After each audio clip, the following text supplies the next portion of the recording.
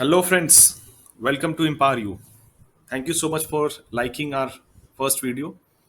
Hopeful काफ़ी hopeful हूँ कि ये चीज़ें आपको बहुत ज़्यादा रेलेवेंट और इम्पॉर्टेंट फील हो रहा होगा, करियर डिसीजंस में बहुत ज़्यादा हेल्पफुल होगा. सो कंटिन्यूइंग विद दिस, आज के लेक्चर, आज की जो वीडियो है उसमें मैं बहुत ज़्यादा टाइम नहीं लूँगा. Straight away I will come to the point कि लास्ट मैंने डिस्कस किया था लास्ट वीडियो में दैट इकोनॉमिक सब्जेक्ट के ऊपर हम लोग कुछ डिस्कशंस करेंगे. तो ये इकोनॉमिक सब्जेक्ट्स के बारे में हम लोग डिस्कस करेंगे आज के लेक्चर में. You can see the topic here, that is your interest through syllabus. You can see the interest through your economic syllabus, daily interactions and career options. एक एक करके हम लोग देखेंगे. लेक्चर्स को शॉर्ट एंड क्रिस्प रखेंगे, ये मैंने ऑलरेडी बता रखा है. So let us straight away move to the point. Now देखो, ये बहुत इंटरेस्टिंग चीज मैं बता रहा हूँ, इसको आप लोग प्लीज ध्यान से सुनना. आप लोग कोई भी सब्जेक्ट पढ़ते हो, स्ट्रेट अवे आप लोग क्या करते हो ना कि आपने सुना फिजिक्स पढ़ना, मैथ्स पढ़ना, इकोनॉमिक्स पढ़ना, सोशियोलॉजी पढ़ना, जो भी चीजें पढ़नी है आपको, हिस्ट्री पढ़नी है, स्ट्रेट अवे आप कूद जाते हो, बुक्स लेते हो एंड देन पढ़ना स्टार्ट कर देते हो विदाउट इवन थिंकिंग कि इट्स लाइक अ, एक कोई भी सब्जेक्ट पढ़ना is like a driving a car. You must know in which direction you should go, otherwise you will never be able to reach your destination. Right? आपके पास steering है, आपको पता ही नहीं, गूगल मैप ही नहीं, या कुछ किसी ने डायरेक्शन नहीं दिया है, एड्रेस ही नहीं दिया है, तो आप कहाँ जाओगे? You will what you will be doing, you will be wasting your fuel. यहाँ पे फ्यूल क्या है? आपकी एनर्जी है. तो ये एनर्जी क्या है? और आपका टाइम है. टाइम एंड एनर्जी बहुत ही ज्यादा बहुत सबसे इंपॉर्टेंट चीज क्या है? आपके टाइम, जो कभी वापस नहीं आएगा. सो लेट अस मेक श्योर, ये पहला जो जो आप फ्रंट स्क्रीन पे आप देख रहे हो, इसके हर एक वर्ड्स बहुत ही रेलिवेंट है, बहुत ही इंपॉर्टेंट है, बिकॉज इसे जो बनाया गया है, ये एजुकेशन फील्ड के एक्सपर्ट्स हैं, उन्होंने बनाया है, और डिफरेंट तरह के एकेडमिया और अलग इंडस्ट्री एक्सपर्ट्स से काइंड ऑफ है कि उनसे फीडबैक और उनसे सजेशंस लेके इसको प्रिपेयर किया गया है. तो आज जो सबसे पहले इकोनॉमिक्स, अगर आप एज ए एकेडमिक पार्ट की अगर हम बात करें, अगर आपको इकोनॉमिक्स पढ़ना है तो कैसे आपको पढ़ना है, इसको स्टार्ट कैसे करना पड़ेगा, ये जनरल है, बहुत ही जनरल. इनफैक्ट मैं आपको बता दूं कि इसके अंदर जो भी कंटेंट होगा, ये it is not just applicable only for economics. इसी तरीके से आपको, आप जो भी सब्जेक्ट अभी पढ़ रहे हो, जिस भी क्लास में हो, उसको इसी तरीके से कहीं ना कहीं आपको पढ़ना है. ये पूरी जो पैराग्राफ है, ये अपने आप में इंपॉर्टेंट है, लेकिन मैं सॉरी, पूरी जो पेज है, बट ये सिर्फ पैराग्राफ पे मैं आज फोकस करूंगा. इसके लिए आप चाहोगे तो सीबीएसई के वेबसाइट में जाके, अगर आप 11-12 का सिलेबस को आप देखोगे, तो वहां पे एक 12 पेज का एक डॉक्यूमेंट है, उसको आप डाउनलोड करके इसको देख सकते हो. मैंने उसी का स्क्रीनशॉट आपके साथ शेयर किया. ना ये पेज को आप ध्यान से देखो, क्या पूछ रहा है कि एट सीनियर सेकेंडरी स्टेज 11-12 में लर्नर्स से क्या उम्मीद किया जाता है. पहला चीज, you understand the abstract ideas. Second, you exercise the power of thinking. And third, you develop their own perception. ठीक है? ये तीन चीज का मतलब क्या हुआ? सबसे पहला हुआ understand abstract ideas. Abstract ideas का मतलब, एब्स्ट्रैक्ट आइडियाज का मतलब क्या हुआ? एब्स्ट्रैक्ट आइडियाज का मतलब क्या हुआ? आपके पास थियरीज प्रेजेंट किए जाएंगे. ठीक है? You will have your theories, something जो कि एक किसी इकोनॉमिस्ट का दिया हुआ होगा, या एक जनरल एक स्कूल ऑफ थॉट आपके सामने प्रेजेंट किया होगा. इसकी कोई फिजिकल एग्जिस्टेंस नहीं होगी, बट आपके पास ये एबिलिटी होनी चाहिए कि उस थियरी को आप अच्छे से समझ सकते हो, उसको अंडरस्टैंड कर सकते हो. सेकेंड जो एस्पेक्ट होगी वो है, सेकेंड जो एस्पेक्ट है वो है पावर ऑफ थिंकिंग. ना ये जो पावर ऑफ थिंकिंग है, इस पे मैं अलग ही एक लेक्चर बनाऊंगा, बिकॉज ये थिंकिंग जो प्रोसेस है, जैसे हम लोग कन्वेंशनली जानते हैं थिंकिंग का मतलब सोचना, बट जब एकेडमिक फील्ड में हम लोग थिंकिंग की बात करते हैं तो ये काफ़ी डिफरेंट होता है. इनफैक्ट इस पे मैं कभी बहुत ही शॉर्ट बट डिटेल वीडियो जरूर बनाऊंगा. बट यहाँ पे अगर मैं सिंप्लीफाइड सिंपल तरीके से अगर कहूँ, थिंकिंग का मतलब क्या है, कि आप कोई भी थियरी पढ़े होगे, या कुछ भी किसी भी डिसिप्लिन में कुछ भी पढ़ते हो, you must have a multi dimensional view in that. ध्यान से सुनना, बिकॉज ये चीजें आपको करियर के लिए प्रिपेयर करेगी. क्योंकि जब आप करियर के लिए जाओगे ना, कोई भी पोजीशन होल्ड करोगे, आपको वहां पे सिंगल डिमेंशनली नई चीजों को होल्ड करना, नई चीजों. इवन अगर आप टेक्नोलॉजी जैसे फील्ड में जाते हो, आप टेक्नोलॉजी किसके लिए बना रहे हो, कौन से ऑडियंस होंगे, फिर आपको मार्केट का भी ख्याल उस रखना पड़ेगा कि उस टेक्नोलॉजी में चीजें with in that price range आए. तो आपको इसीलिए क्या होना चाहिए, पावर ऑफ थिंकिंग का मतलब, you have to be multidimensional, and at the same time you must have a critical view. किसी भी टॉपिक में पावर ऑफ थिंकिंग का मतलब क्या हुआ, you must have a critical view. Critical का मतलब ये नहीं कि बेवजह आप कुछ भी क्वेश्चन कर रहे हो. क्रिटिकल का मतलब है, जैसे every coin has two sides, उसी तरह से every theory, every idea that has been presented to you, it must have in fact two sides. दूसरा साइड हो सकता है कि बहुत ही वीक हो या बहुत ही स्ट्रांग हो, what ever it might be, but it will have it will have a second, the other side as well.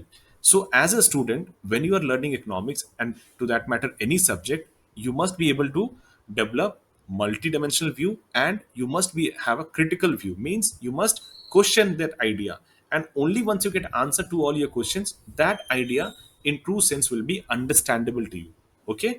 And the third part is, once you have understood the idea, you have questioned it, you have thought about this, then comes the idea of the third part, which is the most important thing, that you develop your own perception. That is ultimately you as a educated being, you must be able to draw your own conclusion. ये आपसे उम्मीद किया जाएगा कि ultimately आप क्या करो किसी भी टॉपिक में।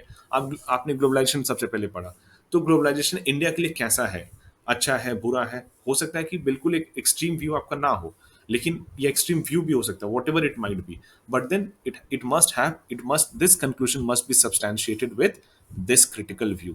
जो आपने थिंकिंग करा है उससे इसको सब्सटैंशिएट करना, ताकि कोई भी आपके थॉट को, कोई भी आपके कंक्लूजन को बेवजह इग्नोर नहीं करे या बेवजह उसे डिस्कार्ड नहीं करे। ठीक है।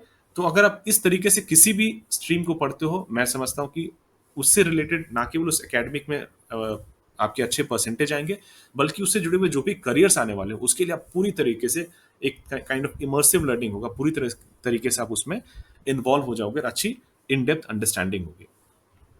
ये पेज आप लोग चाहो तो मैंने पहले बताया कि वेबसाइट से डाउनलोड कर सकते हो इस पीडीएफ को। जो लास्ट चीज यहाँ पे आज मैं देखूंगा इस पेज में, वो है objectives.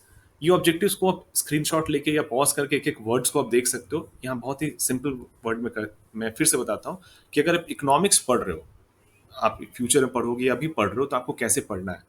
One, you must have some basic economic concepts.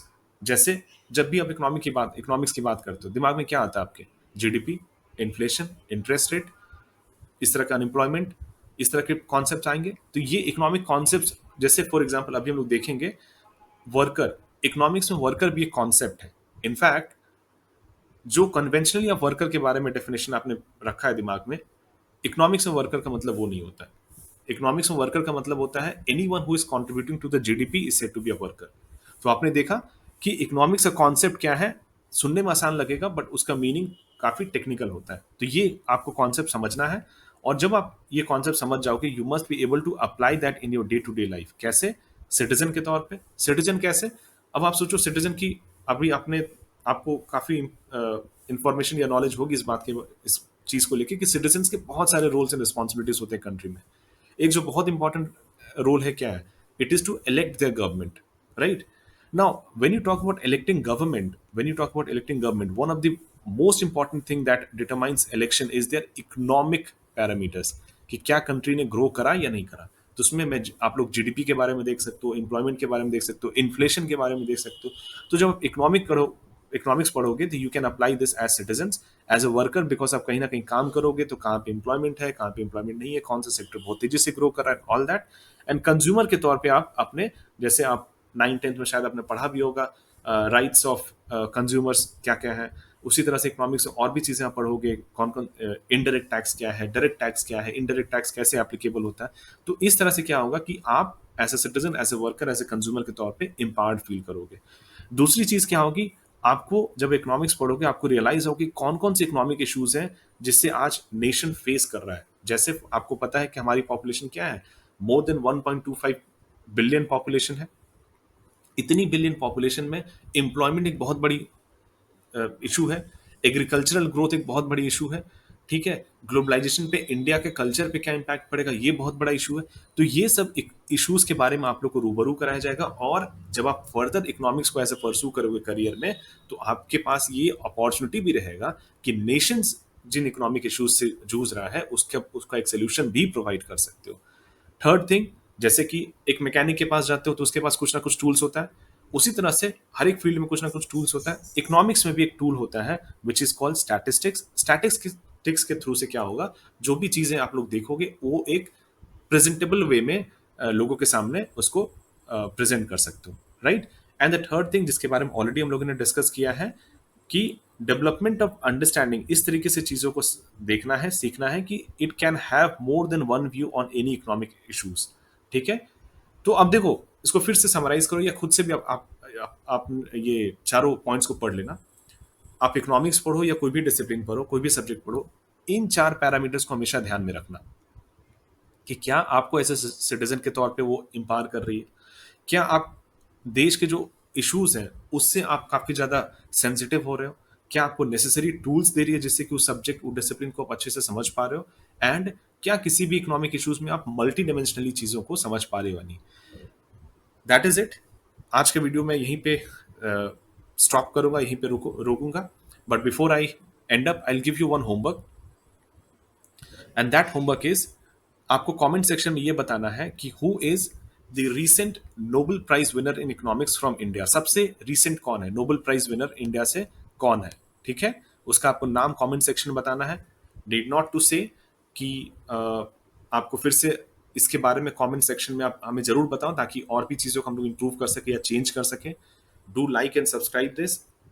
Already मैंने शेयर करने के लिए पहले भी बता चुका है आपको कि क्यों शेयर करना इंपॉर्टेंट है। इट इज़ नॉट कि इम्पायर यू ज़्यादा से ज़्यादा लोगों तक पहुंचेगी, बट आपकी एक बहुत अच्छी एक पॉजिटिव फ्रेंड सर्कल बनेगी जिसके साथ आप करियर रिलेटेड चीज़ों को डिस्कस कर सकते हो। एंड लास्ट में मैं आई say one thing, that thank you so much for liking our first video. Many of you have also subscribed it. Thank you so much. Comment किया आप लोगों ने. So thank you so much for this, and hopefully we'll meet very soon in our next video. Thank you so much for watching. Bye bye. Take care.